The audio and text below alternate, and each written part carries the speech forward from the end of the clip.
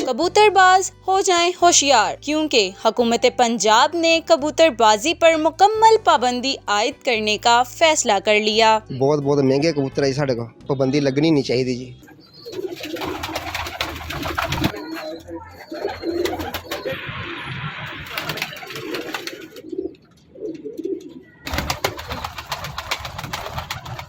कबूतर पालने का शौक आपको कब से पड़ा? 20 साल तो जी। तो ये आपको शौक पैदा कैसे हुआ? बचपन 'ਚ ਹੀ ਹੋ ਗਿਆ ਸੀ, ਮੇਰੇ ਵੱਡੇ ਭਾਈਆਂ ਨੇ ਰੱਖਿਆ ਸੀ, ਉੱਥੋਂ ਮੈਨੂੰ ਸ਼ੌਂਕ ਹੋ ਗਿਆ ਤੇ ਫਿਰ ਮੈਨੂੰ ਵੀ ਸ਼ੌਂਕ ਪੈ ਗਿਆ ਤੇ ਮੈਂ ਉਦੋਂ ਦਾ ਹੀ ਸ਼ੌਂਕ ਕਰ ਰਿਹਾ ਜੀ, ਬੜਾ ਅੱਛਾ ਕਰ ਰਿਹਾ ਜੀ। ਅੱਛਾ ਦਾਣਾ ਪਾਣੀ ਕਬੂਤਰਾਂ ਨੂੰ ਦੇ ਰਿਹਾ ਜੀ, ਸਾਫ ਸੁਥਰੇ ਸਫਾਈ ਅੱਛੇ ਕਬੂਤਰ ਹੈ ਜੀ। ਬਹੁਤ ਬਹੁਤ ਮਹਿੰਗੇ ਕਬੂਤਰ ਹੈ ਜੀ ਸਾਡੇ ਕੋਲ।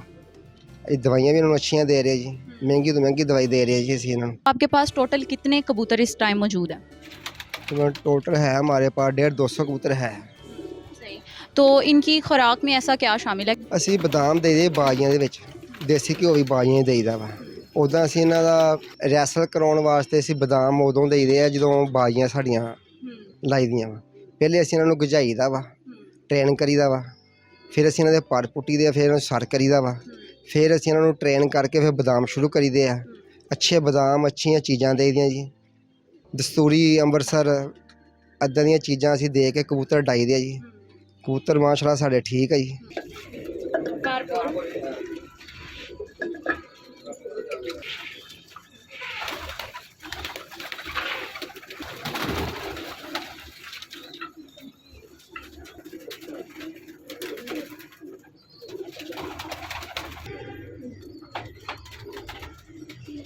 तो आपके पास कितनी कितनी मालियत के कबूतर मौजूद हैं, और सबसे महंगा जो कबूतर है आपके पास उसका बताएं हमें। ਸਾਡੇ ਕੋਲ ਟੈਰੀ ਕਬੂਤਰ ਬਹੁਤ ਅੱਛੇ ਆ ਜੀ, ਲੱਖ ਲੱਖ ਰੁਪਏ ਦਾ ਸਾਡੇ ਕੋਲ ਜੋੜਾ ਵਾ ਜੀ। ਲੀਲ ਦੁੰਬੇ ਸਾਡੇ ਫੈਸਲਾਬਾਦ ਦੇ ਕਬੂਤਰ ਮਸ਼ਹੂਰ ਹੋਏ ਜੀ, ਉਹ ਬਹੁਤ ਅੱਛੇ ਆ ਜੀ। ਸਾਡੇ ਕੋਲ ਡੱਬ ਵਾਲੇ ਜੀ, ਕਮਗਰ ਹੈ ਜੀ, ਗੋਲਡਨ ਕਬੂਤਰ ਸਾਡੇ ਕੋਲ ਅੱਛੀਆਂ ਸਫਾਈਆਂ ਕਰੀ ਦੀਆਂ ਇਹਨਾਂ ਦੀਆਂ, ਅਸੀਂ ਪੂਰੀ ਅਸੀਂ ਇਹਨਾਂ ਦੀ ਨਾ ਦਵਾ ਦਾਰੂ ਕੋਰਸ ਪੂਰੇ ਕਰੀਦੇ ਆ ਕਬੂਤਰਾਂ ਦੇ। तो ये परिंदे वगैरह जो होते हैं, ये बात तो है कि इनको बिल्लियाँ वगैरह बहुत इन पे हमला करती हैं, तो इनका बचाव कैसे करते हैं आप? ਬਚਾਓ ਐਸੇ ਕਰਕੇ ਜਾਂ ਅਸੀਂ ਖੁੱਡਾ ਲਗਾ ਦਿੱਤਾ ਬਿੱਲੀ ਫੜਨ ਲਈ। ਬਿੱਲੀ ਜਦੋਂ ਵਿੱਚ ਆ ਜਾਂਦੀ ਖੁੱਡੇ ਦੇ ਅਸੀਂ ਛੱਡ ਉਹਨੇ ਦੂਰ ਕਿਤੇ, ਤੇ ਜਾਂ ਅਸੀਂ 4 ਸਫੇਰੇ ਉਹ ਬੰਦ ਕੀਤੇ ਜੀ ਖੁੱਡੇ, ਬਿੱਲੀ ਵਿੱਚ ਵੜੇ ਨਾ। तो जब बारिश वगैरह आती है, तो ये जैसे हम देख रहे हैं कि ऊपर सारे जो पिंजरे हैं ये खुले हुए हैं, तो जब बारिश आती है तो इनको अंदर कैसे किया जाता है, या कोई आपने ऐसी कोई जगह रखी हुई है कि खुद ब खुद अंदर जाएं? ਅਸੀਂ ਬਾਰੀਆਂ ਰੱਖੀਆਂ ਹੁੰਦੀਆਂ ਜੀ, ਬਾਰੀਆਂ ਖੋਲ੍ਹ ਦੇ ਦੀਆਂ, ਕਬੂਤਰ ਆਪਣੇ ਆਪਣੇ ਥੱਲੇ ਖਾਣਿਆਂ ਜਾ ਕੇ ਬਹਿ ਜਾਂਦੇ ਜੀ, ਸਕੂਨ ਨਾਲ ਆਰਾਮ ਨਾਲ। ਤੇ ਸਵੇਰ ਨੂੰ ਅਸੀਂ ਬਾਰੀਆਂ ਖੋਲ੍ਹ ਦੇ ਦੀਆਂ, ਫਿਰ ਉੱਪਰ ਪਿੰਜਰਿਆਂ 'ਚ ਚਲ ਜਾਂਦੇ ਕਬੂਤਰ, ਸ਼ਾਮ ਨੂੰ ਨੀਚੇ ਆ ਜਾਂਦੇ ਆ। ये जो बाजी वगैरह होती है उसमें कैसे पार्टिसिपेट करते हैं, और कौन कौन सा कबूतर उसमें हिस्सा लेता है? ਜਿਹੜੇ ਘੱਟ ਟਾਈਮ ਕਰਦੇ ਸਾਈਡ ਤੇ ਕਰ ਦਈਦੇ ਆ, ਜਿਹੜੇ ਜ਼ਿਆਦਾ ਟਾਈਮ ਕਰਦੇ ਅਸੀਂ ਉਹਨਾਂ ਨੂੰ ਅੱਗੇ ਲਿਆਈਦਾ ਵਾ।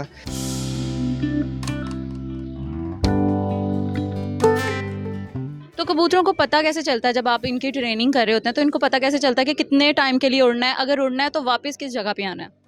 ਆ ਟਾਈਮਾਂ ਦੇ ਲੱਗ ਜਾਂਦੇ ਸੀ ਕਬੂਤਰ, ਜਾਣੀ ਇੱਕ ਕਬੂਤਰ ਸਾਡਾ 12 ਵਜੇ ਬਹਿ ਰਿਹਾ ਵਾ, ਜਦੋਂ ਅਸੀਂ ਉਹਨੂੰ ਬਦਾਮ ਸ਼ੁਰੂ ਕਰੀਦੇ ਆ ਉਹ 2-3 ਘੰਟੇ ਵਧਾ ਦਿੰਦਾ ਵਾ ਬਦਾਮਾਂ ਦੇ ਸਿਰ ਤੇ।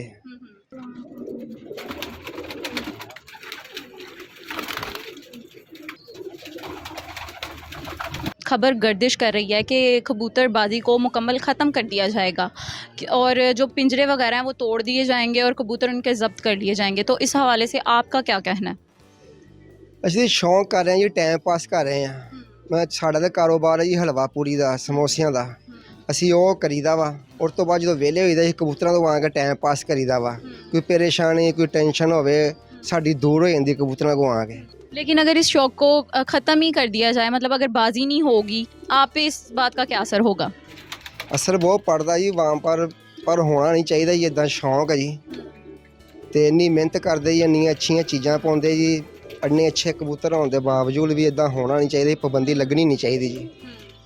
ਕਲੋਜ਼ ਸ਼ੌਂਕ ਕਰ ਰਹੇ ਵਾਮ, ਅਸੀਂ ਵੀ ਕਲੋਜ਼ ਹੀ ਕਰ ਰਹੇ ਹਾਂ ਜੀ। हुकूमत का ये कहना है कि जब ये कबूतरबाजी करते हैं तो इसकी वजह से जो चील बाज ये ज़्यादा तादाद में आ जाते हैं कबूतरों पर हमला करने के लिए, जिसकी वजह से ना फ़्लाइट्स के उड़ने में भी मुश्किलात का सामना आता है। तो आपका क्या कहना है इस बारे में?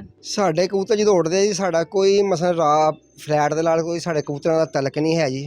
ਅਸੀਂ ਦੂਰ ਹਾਂ, ਮਹੱਲੇ ਦੇ ਵਿੱਚ ਰੈਸ਼ ਦੇ ਵਿੱਚ ਆ, ਸਾਡੇ ਕਬੂਤਰਾਂ ਨੂੰ ਨਾ ਚੀਲਾਂ ਪੈਂਦੀਆਂ ਵਾ, ਨਾ ਕੋਈ ਮਸਲਾ ਮਸਾਇਲ ਬਣਦਾ ਵਾ, ਨਾ ਆਪਣਾ ਕੋਈ ਪਰੇਸ਼ਾਨੀ ਬਣਦੀ ਆ। ਸਾਡੇ ਕਬੂਤਰ ਸਿੱਧੇ ਹੀ ਜਾਂਦੇ, ਸਿੱਧੇ ਹੀ ਆ ਜਾਂਦੇ ਆ।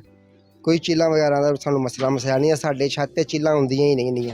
तो हुकूमत को आप इस बारे में क्या कहना चाहेंगे कि हर जगह से कबूतरबाजी को ख़त्म ना किया जाए? ਤੇ ਹੋਣਾ ਨਹੀਂ ਚਾਹੀਦਾ ਜੀ, ਸ਼ੌਂਕ ਖਤਮ ਹੋਣਾ ਨਹੀਂ ਚਾਹੀਦਾ। ਕੋਈ ਬੰਦਾ ਪਰੇਸ਼ਾਨੀ ਤੋਂ, ਕੋਈ ਟੈਨਸ਼ਨ ਤੋਂ ਬੰਦਾ ਕਬੂਤਰਾਂ ਕੋਲ ਜਾ ਕੇ ਆਪਣੀ ਪਰੇਸ਼ਾਨੀਆਂ ਦੂਰ ਕਰ ਲੈਂਦਾ ਵਾ। ਤੇ ਇੱਕ ਕਲੋਜ ਆ ਸ਼ੌਂਕ, ਘਰ ਦਾ ਘਰ ਬੰਦਾ ਰਹਿੰਦਾ ਵਾ।